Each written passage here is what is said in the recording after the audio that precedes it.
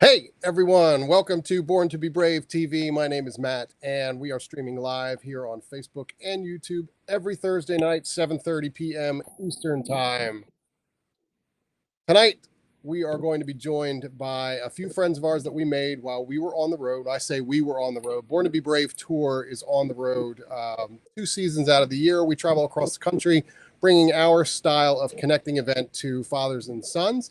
And one of the places that we stopped in the fall of 2019, I believe it was a place called San Angelo, Texas. And we met a couple gentlemen there. We were treated very well by church family there.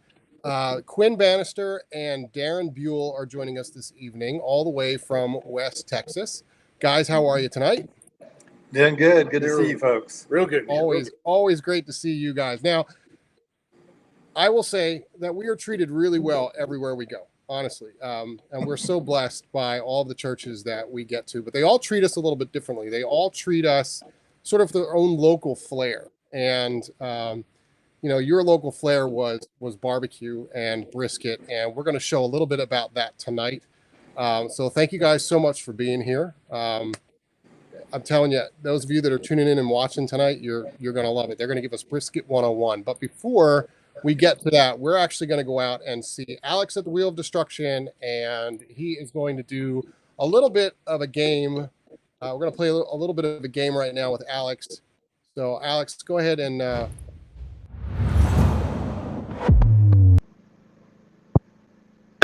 Hey, what's up, guys? We're here in the warehouse. Boom, boom. All right, we're going to play a little bit of Pictionary. And I think if you guys aren't familiar with Pictionary, here's how it works. I'm going to draw something on this board, and the first person to guess what it is wins a free wristband. I will personally send you a wristband if you guess what I'm drawing. So Noah's going to bring that camera right over here, and we're going to play. Okay. First one. Here we go. We good? Okay, here we go.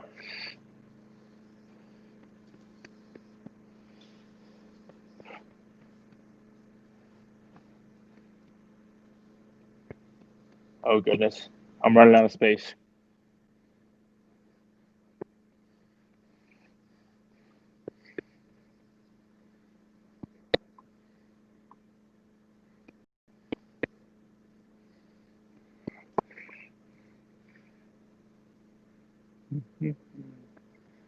A dog? No, that's not a dog. Although I take no offense to that because I do see how it has a close resemblance to a dog. Yes, Bruce got it right first with a cow. Bruce, great job. Bruce, I'm going to send you a wristband. Thank you. Okay, next one. Okay, next one. Here we go. All right, drawing number 2. Here we go.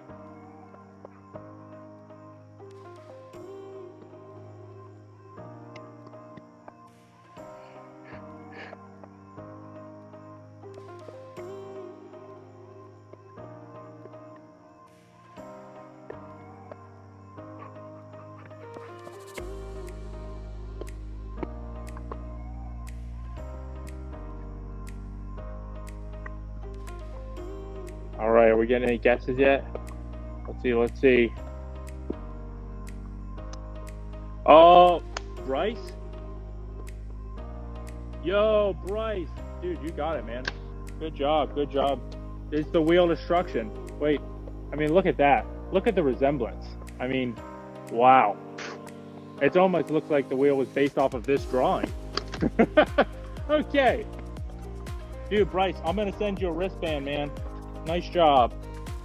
All right. Last one for the night.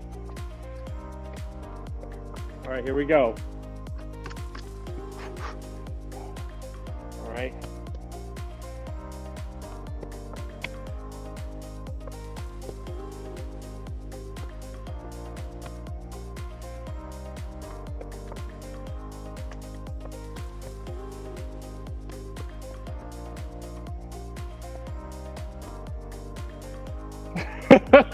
Oh, geez.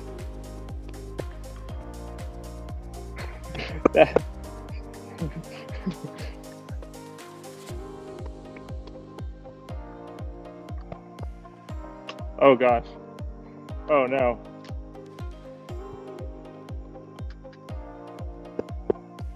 Yo, Bruce! Bruce got it. S'mores. Dude. A fire was very close, but I was just going for the marshmallow there. S'mores.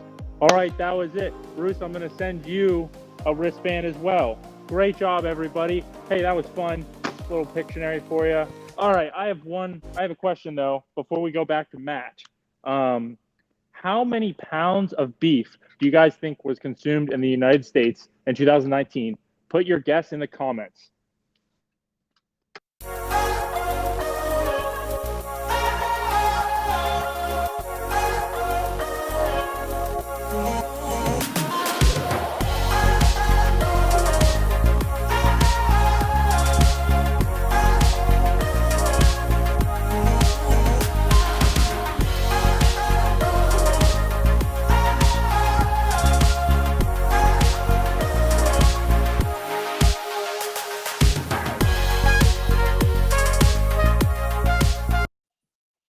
All right.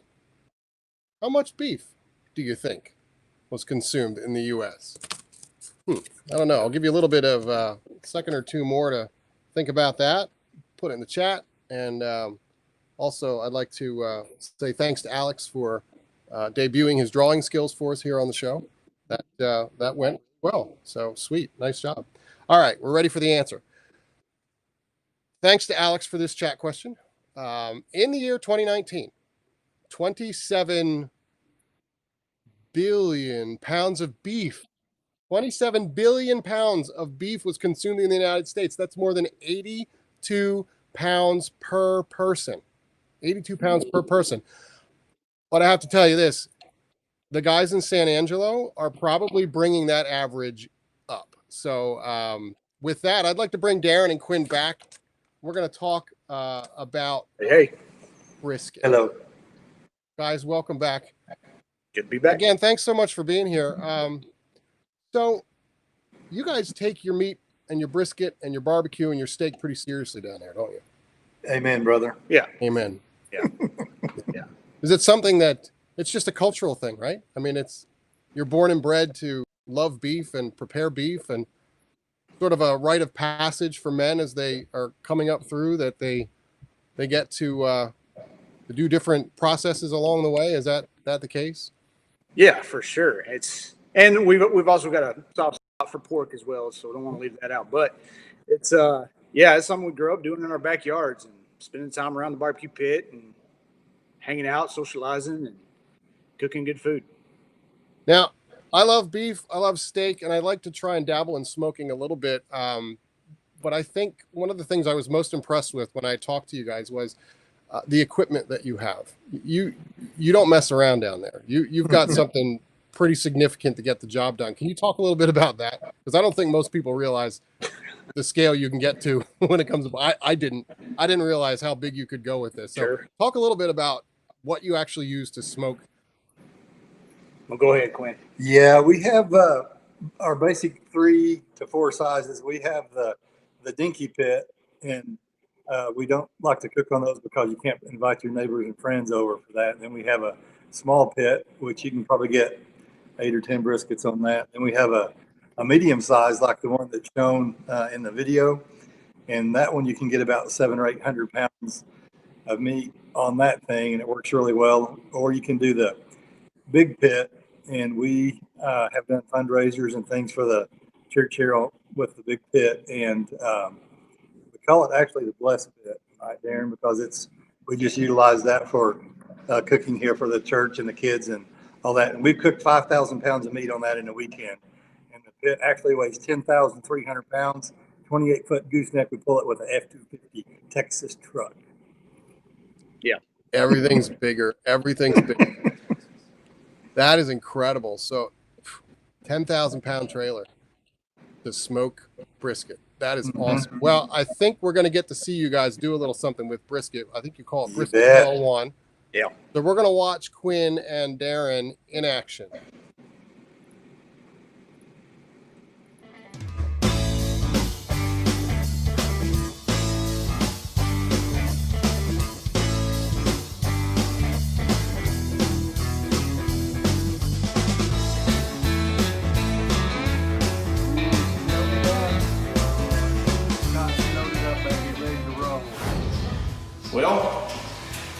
Here we are cooking again, Darren. Cooking again. All right, my name's Darren. This is Quinn. Hey, We are in Quinn. West Texas, Hallelujah. where barbecue is made, where barbecue comes from. That's it. Today we're gonna show you guys how to cook a brisket. Amen. This is brisket 101, so you can get super fancy with it, but we're gonna teach you guys that are rookies or novices how to do it and how to do it well. And what do we start with first? Yeah, you want to start with the lower grade first, the select? We'll show you a lower grade brisket. Okay, here it is. So basically, when you go to the grocery store, you've got 3 grades of meat. You've got select, you got choice, and you got prime. We've got select and choice today to show you guys. So this is select brisket. This is the not as good brisket, but it's actually, I think, for a select, it's pretty good. It looks good. So when you're picking out a brisket, when you pick it up out of the cool box at the grocery store, what you want to do is make sure it has a little bit of a flop to A it. little bit of give. A little bit of give. If it's sticking straight out like a board and your hand's in the middle, it means it's been frozen, it's not fresh. You also want to look at the end right here. This is called the flat section of the brisket. This is called the point. You want to make sure the flat isn't too terribly thin. This one's kind of thin, it's not terrible. It's probably average. Make sure that's not like paper thin down there. So, a little life hack for you. Good, and are you forgetting one thing on there? When you go and select that, you gotta get it lined out like this a little bit. And you know, you gotta give it the, I forgot the most important part. you gotta give it to, You gotta let it know that you're the boss. Alright? now I feel better. I feel Now the brisket's ready to get prepped. Alright, here we go. You wanna get rid of the hard fat, keep the soft fat. Alright, so right here, you can see this is harder than this is, so we're gonna start trimming this off a little bit.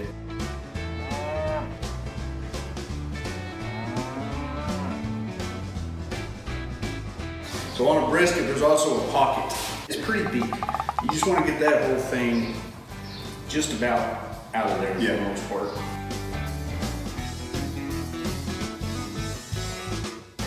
Yeah, look at that. We wanna season this bad boy? Let's season that thing.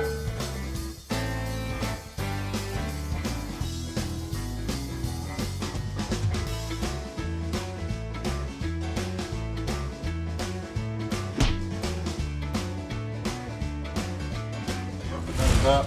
Oh, it's gone. Smoke coming out of that thing.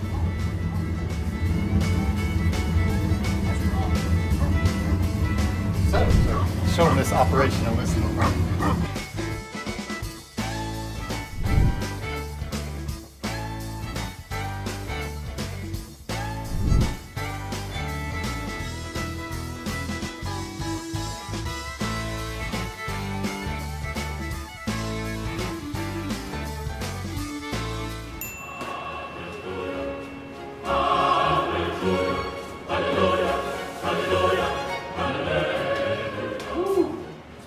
Darn, look at that thing. Okay, here we go. So, we've got the flat right here, we've got the point right here.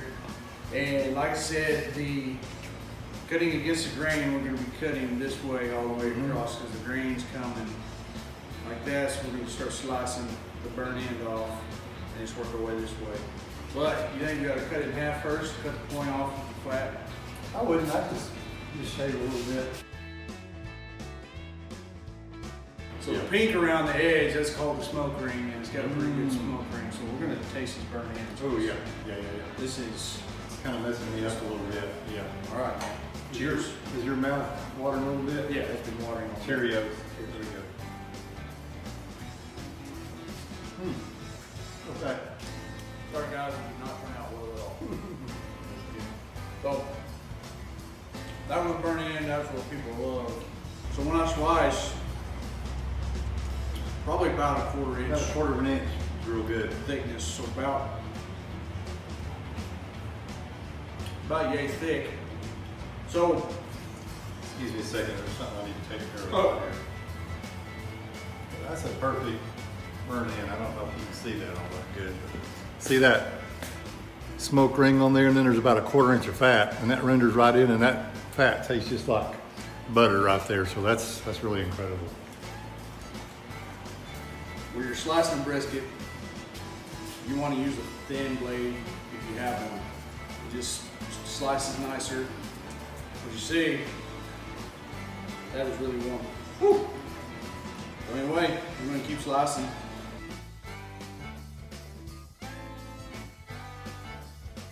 So that's what cutting a good grain should look like. Yeah. All right. So if it was with the grain, you just see lines, but you want to see like little circles, like you're cutting against those lines. So Yeah. it's a good cut. Beautiful thing. Yep. Good job, buddy. Crushed it. Nailed it. I like it. Cut. Yep. That's a wrap.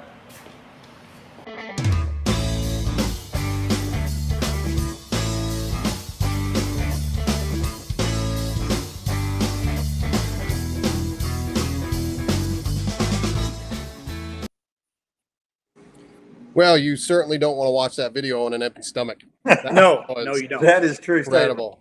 Wow. It just looks like so much fun. It really does. It looks like you guys had a great time doing that. Now, Darren, your shirt, Yes. do you wear that every time you smoke a brisket? Yeah. And now, Yeah. we can imagine the picture of that cow on the shirt there. Where does the brisket come from? So if you're picturing that diagram of the cow, it's right in front of the front legs, under the neck, in front of the front legs. That's where the brisket comes from. All right. And you guys talked about calling your biggest trailer, you call it the Blessing Pit. Is that right? The blessed pit. The Blessed Pit. Yeah. That's pit. Well, that was huge. And when you put those two briskets in for that video, clearly it could have held a lot more. So if you load that thing up and cook that, fill that thing up, what do you do with all that meat? Are there certain things that your church does with? Yeah. So at least once or twice a year, we're doing fundraisers off of the pit. We do one specifically for the youth in the church. Mhm. They sell the meat to raise money for camp, and we cook how many pounds of meat? Usually 4,000 to 5,000 pounds. Yeah.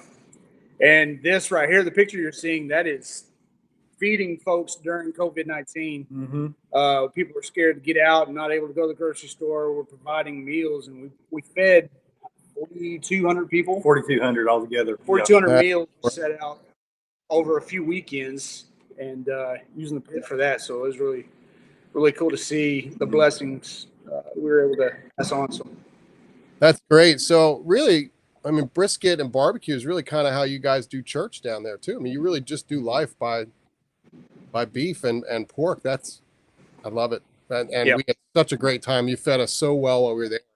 That was absolutely incredible. Yeah, and that was a fun meal. We appreciate when somebody comes in and really enjoys the food. That makes us happy around here. So that's good.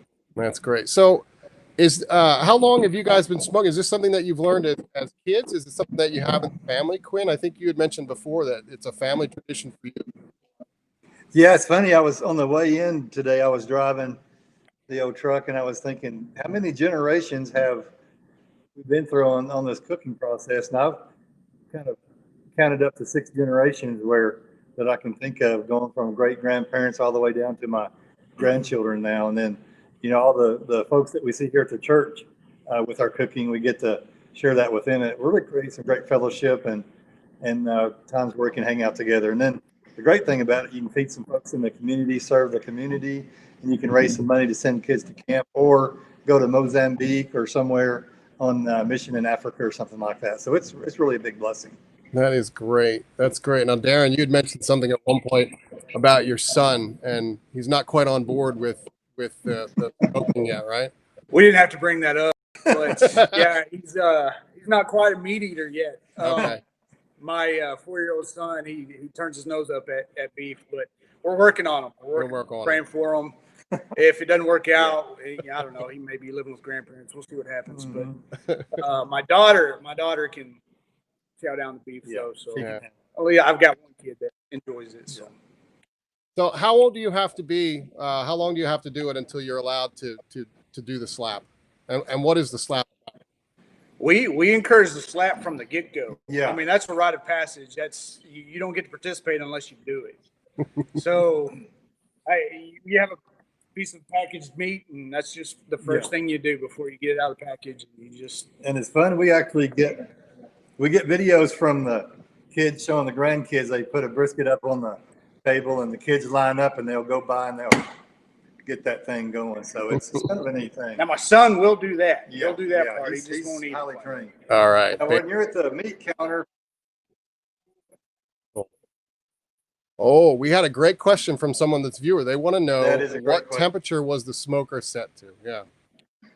Ideally 225. Okay. Anywhere from 225 to 250, but closer to 225 is ideal for brisket, and we do it low and slow. low and slow, baby. Oh, Just breaks down slower. It just does a lot better. Doesn't dry it out. It keeps that juice in there, makes it tender.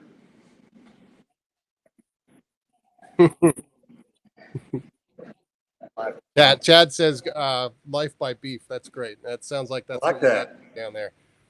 Cool. That is really, really neat. So tell me a little bit about a little more about the feeding and the service that you do. I remember you said something about your men will actually get together and they'll do this, and then you have an opportunity to serve people in your own church. Is it the you serve the women, you serve the ladies when they're having their women's get-togethers?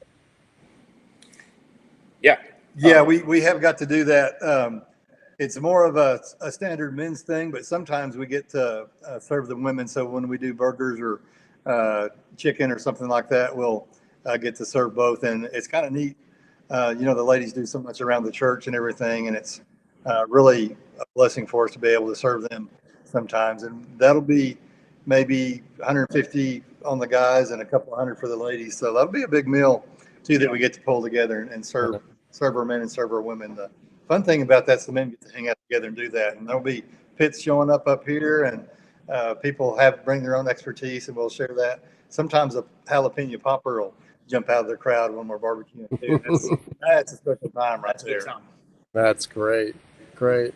Well, I know you've served a lot of meals, 4,200 of them, I think I was told, for during this COVID crisis that we're facing. And Darren, why don't you talk some, if you would, and at this point we'll transition into our sort of spiritual takeaway here, if you would. Talk about, how you guys, what you experienced when you did that service, and then just kind of go ahead and talk to us about why that service is so important.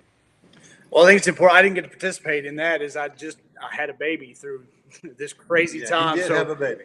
Quinn was in on that particular cook, but when we do stuff like that, you see how you get to bless families and people and serving them and the joy it brings, and through that you get to share the message of Jesus. And I think it starts with us as men, that we need to set the standard for serving. That as the leaders of our houses, of our families, that we need to be the ones that set that example and follow the example given to us. And that example, obviously, is Jesus. Mm-hmm. And so Jesus says in his word, I did not come to be served, but to serve. And this is the guy that in John chapter 1 says created everything in the world. Jesus created. So he deserved to be here on the throne, deserved to be served, but he came to serve. And we need to follow that example. And so us as men, it starts there. And I think, when you think about what made Jesus serve, it was compassion for people. Mm-hmm. When you look at Matthew chapter 14 and Matthew chapter 15, when Jesus feeds 5,000, one of our favorite stories. Yeah. When he feeds the 5,000, then Matthew chapter 15, he feeds the 4,000. Each of those stories, before he does those acts, the Bible says he saw the people and had compassion on them. Yeah. And so his driving force behind serving was having compassion for people. And I think that needs to be the same for us, and especially as dads, and to our sons, because they're going to be the next generation that leads their family. So we need to set that example given to us by Jesus. And that's one of the things we talk about a lot too, is when we're cooking, we always worry, and I think, are we going to run out of food? And we always just kind of grin and say, well, let's just pray breads and fishes, and it always seems to work out. So.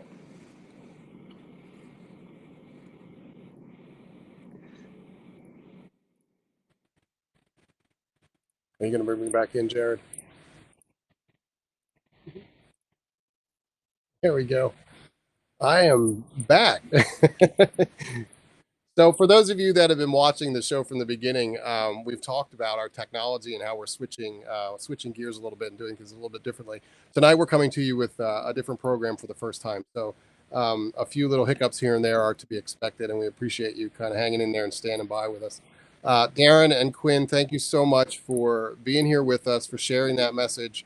I love the idea of service, and right now things are so upside down, and front is back and back is front, and I think we're all very confused about what's the right thing to do. And as you know from Born to Be Brave, one of our slogans is do the next right thing. And we found very recently that for us, the next right thing is just find some way to.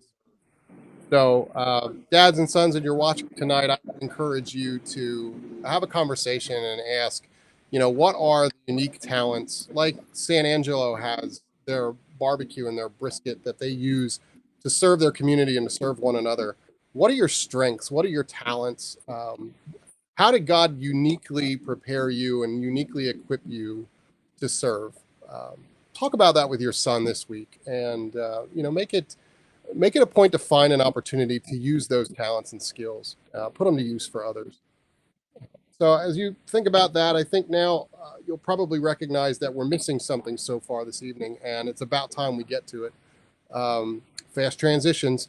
Back out to the wheel of destruction with Alex, and he's going to...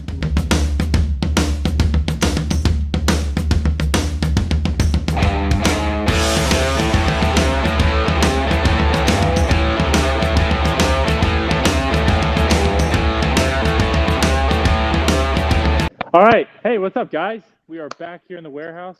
Darren, Quinn, thank you guys for just letting us into such a special part of your guys' life and your culture. So, hey, we are, back here with the wheel, and we're going to smash a Born to Be Brave classic tonight. And that is a pink girls' playhouse. It is just, it's just something we at Born to Be Brave, we have smashed for years, really. And, now the wheel's a little bit heavier. We're just gonna see what it does.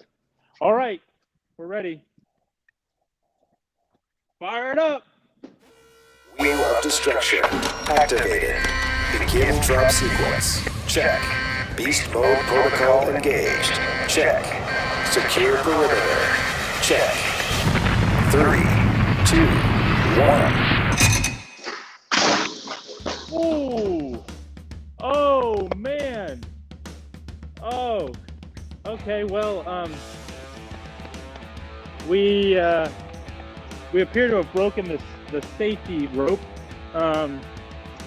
Yeah, this happens every so often. It's really just so that the wheel doesn't fall over like this, but the ropes kind of wear out after a while. All right. Well, you can probably drop another one, right? Okay. All right, guys, we got...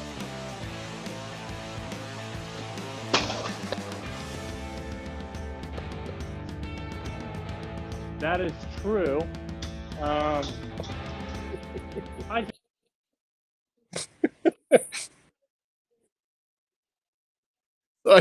guess we're done there. We got one more. That happens on occasion. You got to understand that wheel is very heavy. There's an awful lot of force when that thing comes back. So it comes down with a good bit of force. We're going to kick back to him here. We got one more item here, and we're going to throw a real live replica of Alan's guitar on top of this little table. So, all right, we'll see how this goes. Wait, no, we got to move it up a little bit. Move forward a little bit. Here we go.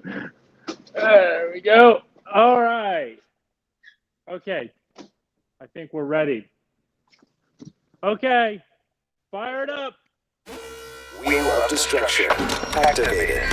Begin drop sequence. Check. Beast mode protocol engaged. Check. Secure perimeter. Check.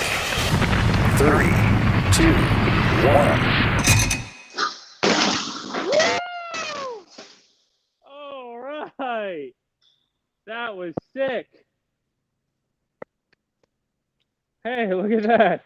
Well, it only got the plexi a little bit. And you know what? The one light was already broken from last week.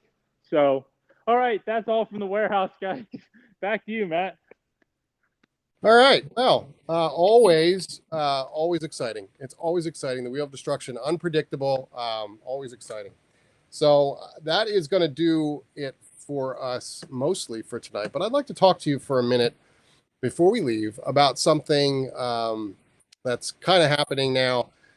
The end of school is coming, and we're kind of getting into the summer groove. And it was a school year like no one's ever experienced before, an end of school like no one's ever experienced before. And we're about to go into a summer potentially like none of us have ever experienced before, and we're going to be missing out on some things. We talked about that in one of an episode or two ago with Evan Dixon, and he talked about disappointment and missing out on some of the things we expected to be able to do for this summer. Our ministry really felt called to kind of step in and do something about it. So we are pleased to announce we are going to be doing something called Camp Staycation. We are going to team up with our sister ministry, True Girl, and bring you 6 weeks of easy, fun activities that are going to bring the whole family together. This isn't just father, son, mother, daughter. This is the whole family. So something totally new for us, and we're really excited about it. Our first issue activity is going to come out next week. That's June 11th. We're going to release it. And it has something to do with tie-dye. Every camp needs a camp shirt, so we're going to kick it off with that. We'll follow it with another 5 weeks, and then the culmination of that whole program is a live event on July 24th. We're going to have a huge family staycation campfire to end it all off, and it's going to be a lot of fun. So tune in next week for some more information about that, how to register, or as we like to say, how to reserve your campsite. We'll hear more about that next week. And I also want to remind you that we're still collecting submissions for our paper airplane trick shot challenge. So if you're into folding paper airplanes, go ahead, get those folded. And you saw in the opening slide.